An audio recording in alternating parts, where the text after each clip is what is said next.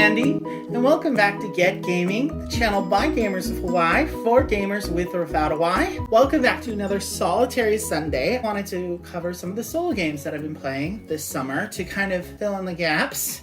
I want to talk about some solo games. I want to do this a little more regularly, talking about the solo games I've been playing, because I've been doing quite a bit lately.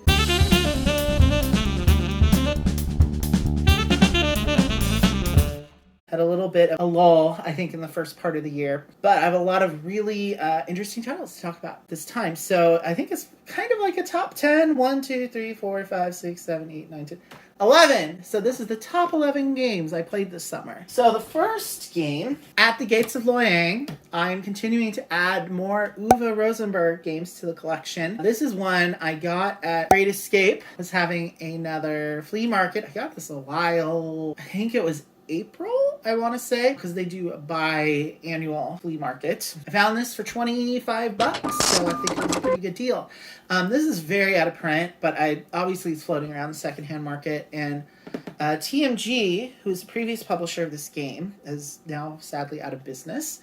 But I believe this particular game, Trick or Treat Studios has got the rights to this. I think a reprint is in the works of this, hopefully with maybe slightly less Mulan-esque art.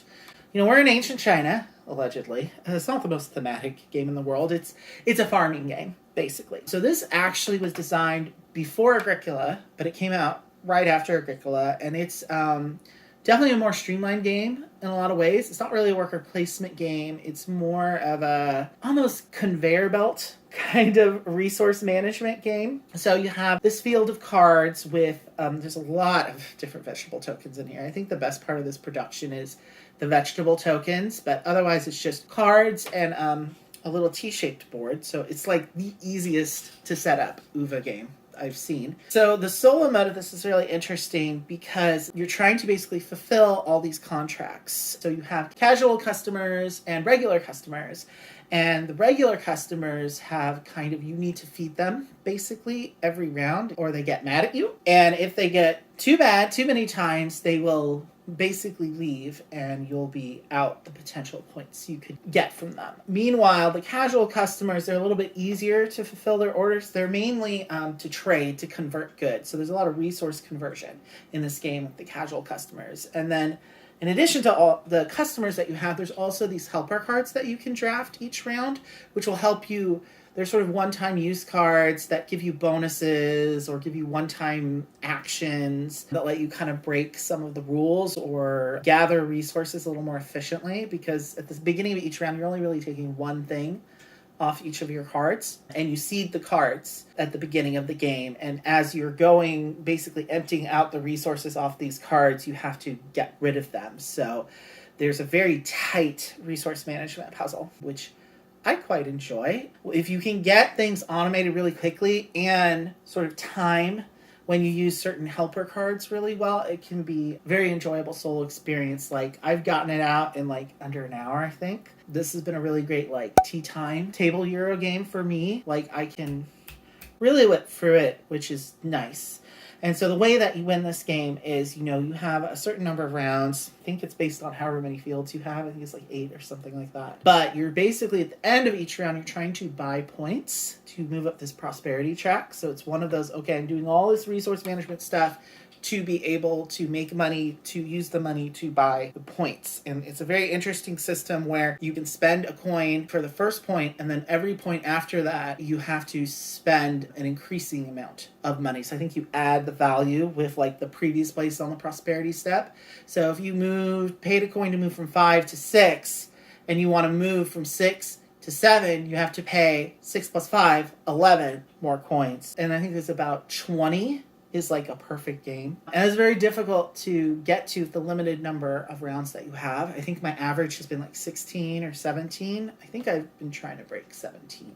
A really good solo mode. I like the way the drafting works in the solo mode because you have this kind of conveyor belt type of thing with like 3 different rows. So like one of the rows is free to draft from, and the other rows you have to pay a coin or 2 coins.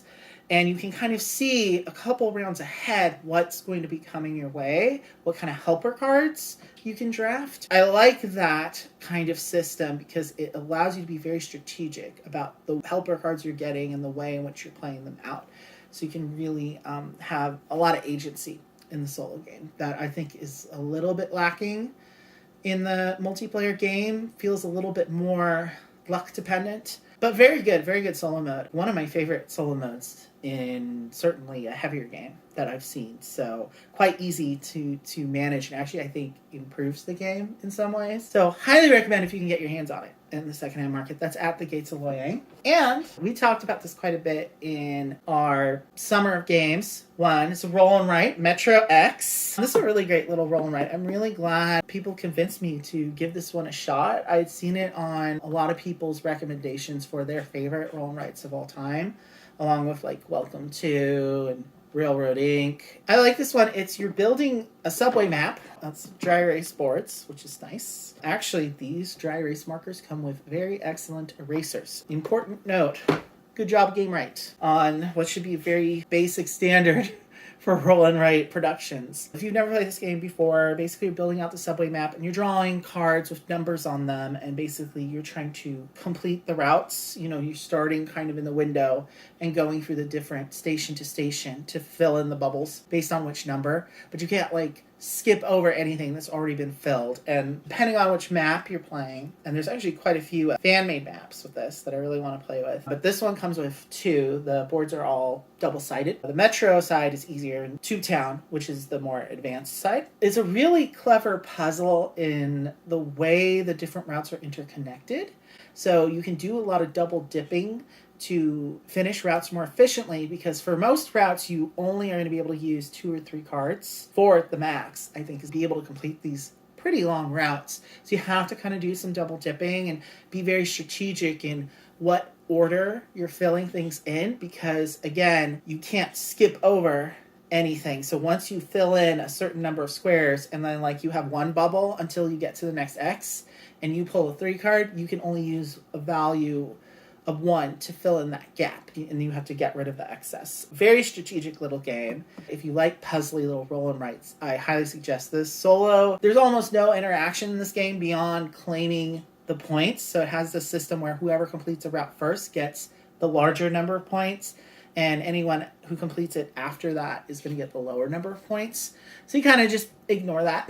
Otherwise, you're just trying to beat your high score. I think I've gotten to 50 once in this game, and it was a magical moment of the perfect game, and I think I posted it on Instagram because I was so proud of myself. But very good, very much a cup of coffee, cup of tea, morning at the table kind of game. Really enjoy this one, and it's been in a very steady rotation. So the behemoth that has been the bane of my existence the last several months is Stonewall Uprising, because we filmed a playthrough of this in review, which should be going live either just before this video or just after this video. It took us quite a lot of prep to do this. It was a lot.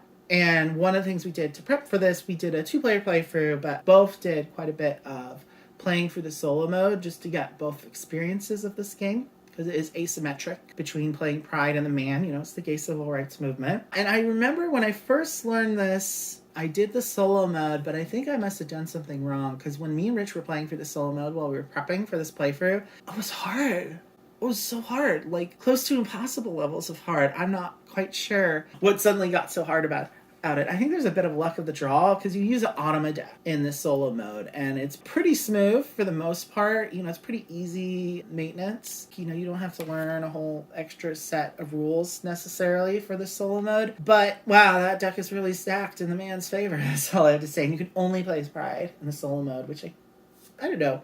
The evil side of me wants very much to play as the man. Don't give me that look. You know, I guess the man needs like a living victim, right?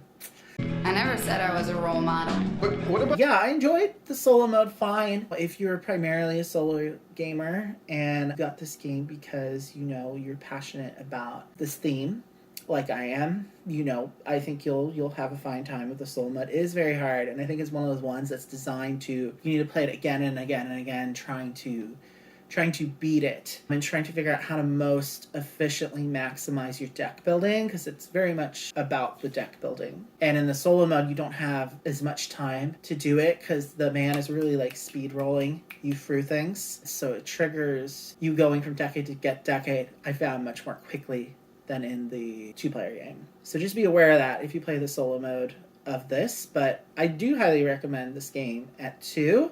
And I would recommend it for solo gamers that want maybe a little bit more of a challenge, I guess. And speaking of things I finally got to, Meadow is, of course, one of my favorite games of all time. I got the expansion a while ago, and I finally got this to the table in June. Most of this I've been talking about was mostly June. I've been playing Metro X in July and August, though, as well. I decided to learn the Downstream expansion solo because Meadow is one of my favorite solo modes in a game.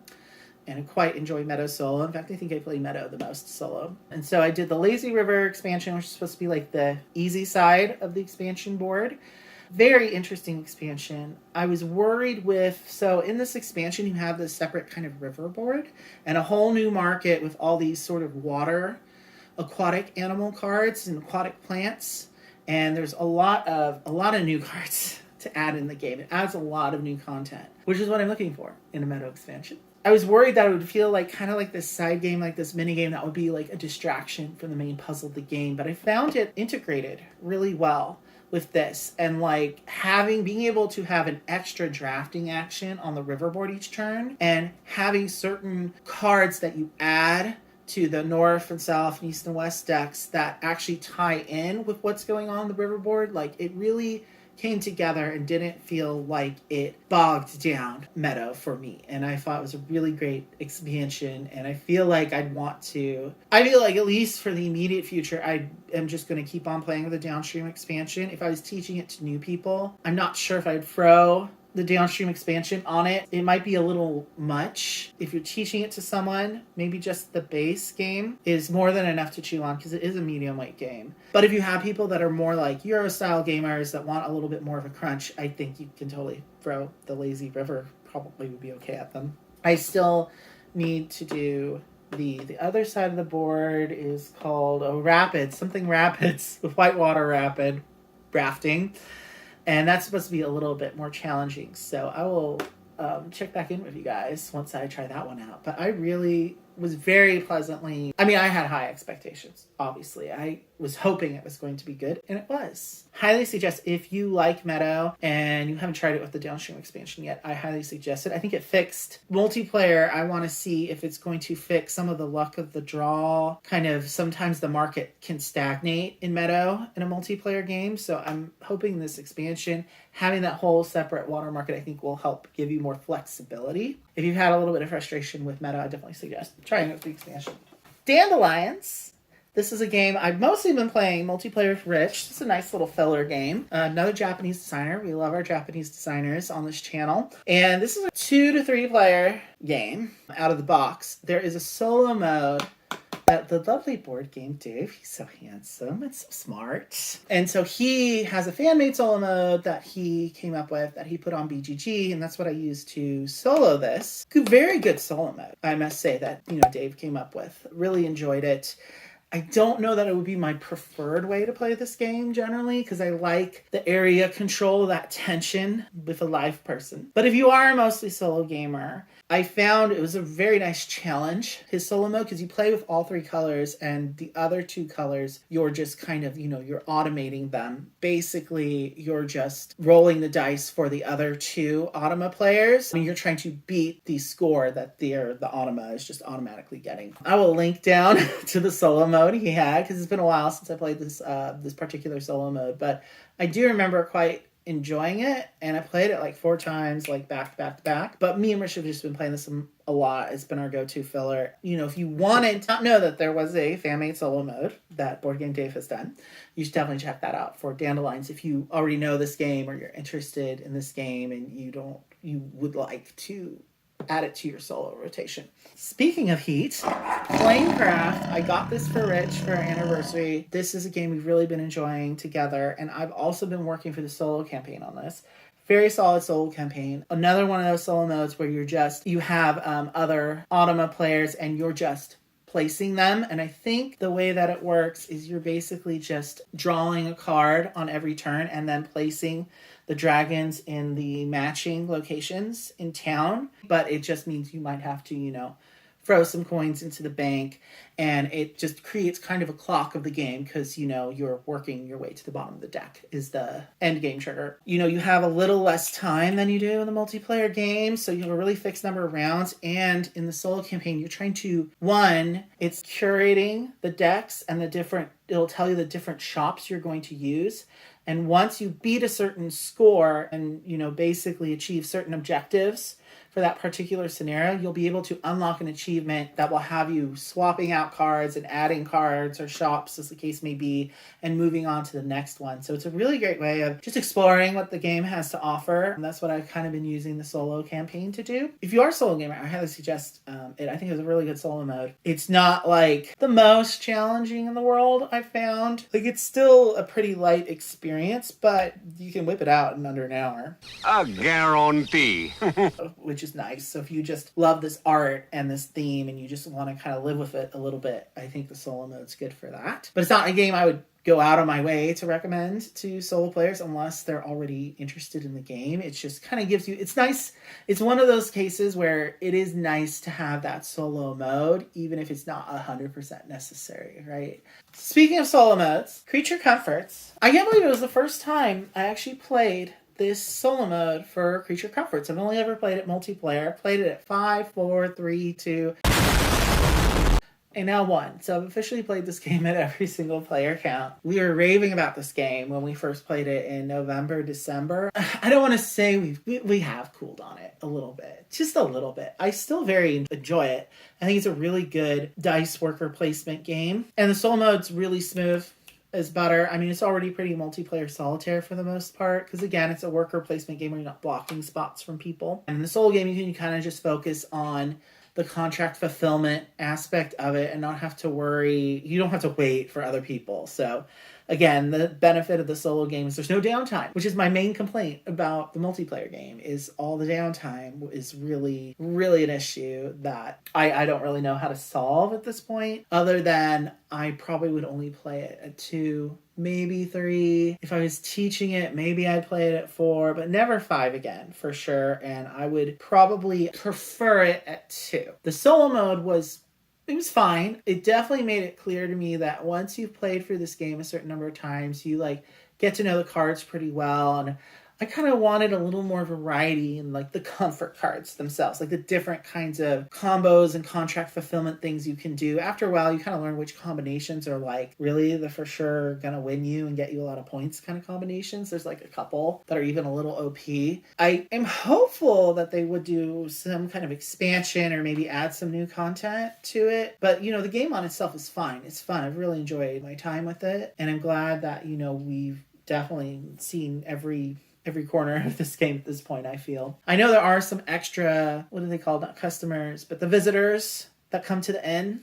I know there's a little mini expansion of those cards that's available on the KTBG website. I might try those, see if those add a little bit more variability for me, but it has gotten to the point where I'm it's too much downtime, and I would like a little more variability. I don't know what kind of comfort cards I'm looking for, as far as in that deck. It's just there's a lot of copies. There's a lot of duplicates of the same cards I've noticed in the deck, and so I think it's designed in such a way, the cards I think aren't unique because, if someone gets that particular card that I really need, I know that there's more in the deck. So I kind of understand it from a design perspective, but I'm ooh, I want more. I want to have really, I want to have a weird science experiment creature comfort. Or I don't know. I know there's a follow-up coming out, which I missed the Kickstarter on that. Boo. That's Maple Valley, I think, is coming. So maybe I'll just get the follow-up and treat that as my creature comforts fix. This is still one I would bring out to play with others. I don't know if I really want to play it solo as much, maybe every now and again, but I enjoyed the solo mode, but it's an easy solo mode. But again, it's one of those cases where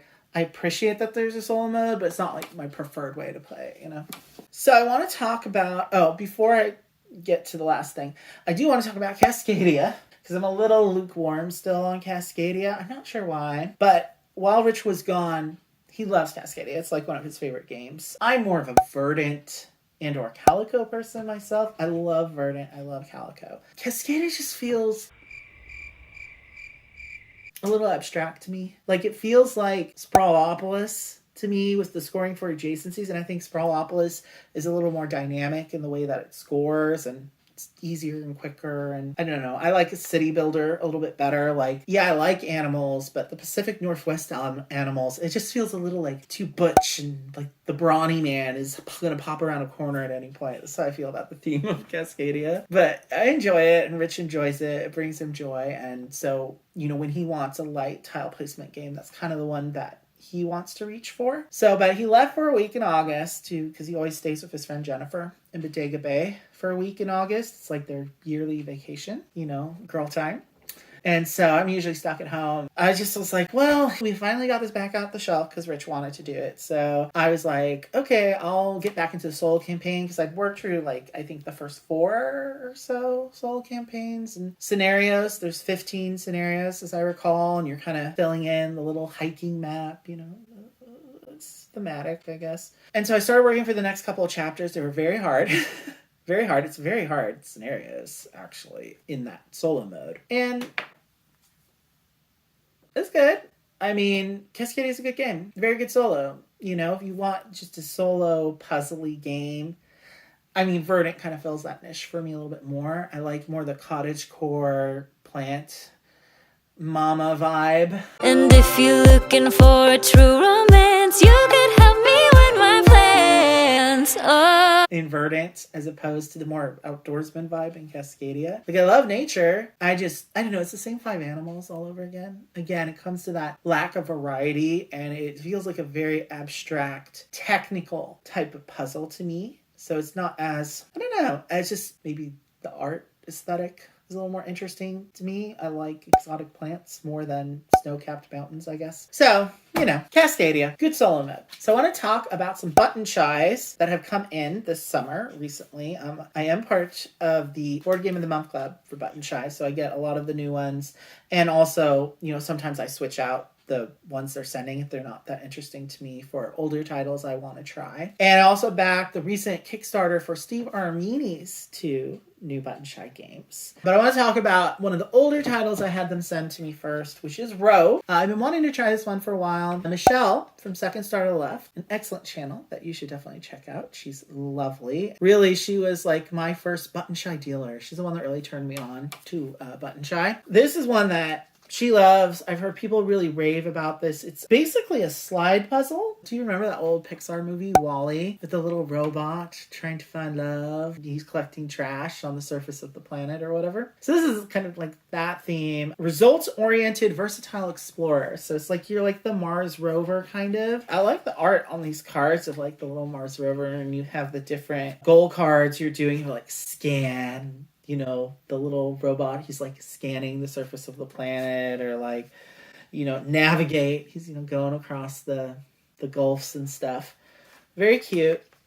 But the main point of this game is this really is an interesting little slide puzzle, but it is very abstract looking, you know, with these different symbols, and you have them on this grid, and you're trying to manipulate them according to these certain rules. You know, you can only leave a certain amount of gaps, and you can only move things so far, and each card you can use a special ability, like rule breaking ability on it once to kind of get the patterns on the goal cards that you need.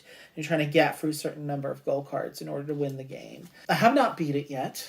And this is a solo-only game, by the way. Definitely seems like more on the puzzle side than the game side for me. The way that the card hand management in this game works felt a little overly tight for my tastes. I do appreciate the puzzle aspect of it, how clever that part is. And I do understand there's kind of this, you know, the hand management, like I said, is a very important aspect to be successful in this game. And I was struggling with that a little bit, but I enjoyed it, not as much as I was thinking I would. But it's definitely one I want to continue to try to pull out and play every now and again. Like maybe if I got a little better at it, I would start to unfold maybe a little bit more of the layers of the strategy and get into that kind of headspace that where this puzzle is really trying to get you. But it just felt a little abstract also. And I don't mind an abstract game, obviously, and I don't mind an abstract puzzle game, but it just wasn't quite sparking joy for me. I want to continue to give it a chance because I did enjoy it. I think it's a very solid design, but the jury's still kind of out for me on that one. I know people really like it. However, I saved the best for last. These two new games by Steve Armini, River Wild and Ancient Realm. Fantastic. Absolument. Mwah. Chef's kiss. And so this one is a little Euro and 18 cards. Yes. And this one is more card placement puzzle, but instead of overlapping cards, you're trying to create a network of this sort of river delta. And it's really cool, like psychedelic art, like looks straight out of like a zine. When you have like frogs and unicorns and dragons, and I think they're jackalopes on the different islands, and you're trying to create completely enclosed islands, or they're called protected lands in the game. So you have your source, your mountaintop card that you start from, and you're basically playing out the entire deck until you've created this really kind of cool, jagged looking ecosystem. And it's very difficult because if you don't completely surround the islands, you can't score anything. Oh, it's a hard little game. It took me several times before I got to even, it has sort of a scoring criteria. It's like there's harmonious habitat is what I was trying to get to. And I think I kept on having embarrassing environment. So my environments were very embarrassing for a while. Could have been about anything, now everything's embarrassing. And then I finally broke into decent domicile, I think like on my 5th time or something. So my goal next, I guess, is to get to Heavenly Haven. Let's break in 45. And there is a little expansion that came with the Kickstarter. Wildscapes, which sounds like Wild Space. A different game. But I guess this one just adds kind of modules you can mix in to kind of just give a little bit more variety. Variety is the spice of life, man. And everything nice. But yeah, this one was... I was worried it would be too similar to like Sprawlopolis or one of those other ones because it has like the square cards and you're trying to kind of line sort of different areas. It's a very spatial puzzle, but I really enjoyed it and had just that nice little touch of whimsy and fantasy, I think, for me and the aesthetic of this purple, pink, neon color palette. I just love. And last but not least, I love this game so much, you guys. Ancient Realm. So shout out to Tia. She did an official review of this game. Hi, Button Shy, by the way. If you want me to do official reviews, I'm here. Do the hustle! Do the hustle! This was probably my most anticipated by him. It's basically a Seven Wonders knockoff thematically, but does not work the same mechanically like that at all. But it's literally, you have the Seven Wonders that you're trying to score points off of. So the whole goal of the game is to build these wonders, essentially. And it's very interesting because it's tableau building, essentially, but you're creating kind of this line of overlapping cards, and it's multi-use cards. And there's also quite a bit of resource management and other very Eurotastic things. So the way that they've done it here is they have the cards to track the resources with. The cards are double-sided. So you have often the wonder on one side, and you'll have 2 different decks you're kind of pulling from. And then on the other side, you'll have 3 different areas usually that have different categories of actions or different categories of either the wonders you're trying to build or potentially workers. These multi-use cards are the wonders you're trying to build. Also, often they're the resources you can get, like the different locations. Sometimes they're even potential workers that can do extra things for you. Like there's a lot of gain just packed into very little space. So it's so good. And I haven't played with this expansion yet. Monuments and Misfortunes, I think this just adds not just variability, but further challenges like plagues and corruption. And I think it has some other kind of extra wonders, like more minor monuments that you can build. So I want to try that more once I get a little bit better at the base game. Like I still was not scoring very well at this one either. And I played it a couple of times, not as much as River Wild, because River Wild was a lot, quicker to, just get into and whip out. This one probably is more like a 30-minute, 20-minute game. Obviously it's only 18 cards. Or less than 18, actually, between the different decks that you're playing out, because you have these 4 resource cards. It's really like 14 cards you're playing out each time, so you have a deck of 7 and a deck of 7. So you're probably going to have a maximum of 13, 14 rounds usually, which not a lot of time to do things. And I found there's a lot of the tableau curation going on and just the different levels of resource management and worker management and constructing the wonders all worked into often the same card. It's just really, really clever and just really nice little brain burning Eurotastic deliciousness in this leathery package. So that was Ancient Realm. Those are some button shies. Always fun to get some button shy action up in. It is the solo gamer's best friend, is that publisher for sure. So shout out to Jason Tagmeyer continuing to deliver, and also Stephen Aramini, who also continues to deliver, who I met this summer. Get gaming. Delightful man. I really want to get my hands on Fliptown, which is his new roll and write that's coming out. He's starting his own publishing company, whose name I forgot. I think it's something Write Pencil. I'll stick the logo here. This is publishing company logo. But yeah, I missed the Kickstarter for Fliptown. Me and Rich loved that game when we played it at RageCon. So I'm definitely keeping my ear to the ground for that, because I think that would also be an excellent solo. But that was all my solo games for the summer. June, July, August. That's all the solo game stuff I've been playing. So September will be coming soon, and we have a lot of new content coming out. There's going to be more playthroughs coming. Definitely stay tuned. Don't forget to like and subscribe to this video. It really helps the channel out. And until next time, I'm Andy, and remember to be gay, do crime, don't you get caught, and get game men.